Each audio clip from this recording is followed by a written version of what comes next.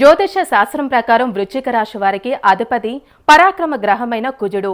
ఈ రాశివారు సహజంగానే మొండి పట్టుదల, తీవ్రమైన ఆవేశం మరియు ఏదైనా సాధించాలనే బలమైన కోరికను కలిగి ఉంటారు. అయితే వీరి జీవితంలో అప్పుల బాధలు ఎక్కువగా ఉండటానికి ప్రధాన కారణం వీరి రహస్య స్వభావం మరియు ఆకస్మిక నిర్ణయాలే. వృశ్చిక రాశి వారు తమ ఆర్థిక ఇబ్బందులను లేదా వ్యాపార ప్రణాళికను కుటుంబ సభ్యులతో కూడా పంచుకోకుండా ఒంటరిగా పెద్ద పెద్ద సాహసాలు చేస్తారు. లాభాలు వస్తాయనే ఆశతో రహస్యంగా అప్పులు చేసి వ్యాపారాల్లో లేదా ఊహించని పెట్టుబడుల్లో పెట్టి నష్టపోతూ ఉంటారు. అలాగే వీరు పగ, ప్రతీకారాలు లేదా ఇతరులపై పైచేయి సాధించాలనే అహంతో కోర్టు గొడవలు, భూ వివాదాలకు చిక్కుకొని భారీగా ధన వ్యయం చేస్తారు. జాతకంలో అష్టమ స్థానం వీరికి ప్రధానమైనది కావడం వల్ల జీవితంలో అకస్మాత్తుగా నష్టాలు రావడం, నమ్మిన స్నేహితులు లేదా భాగస్వాముల వల్ల మోసపోవడం జరుగుతుంది.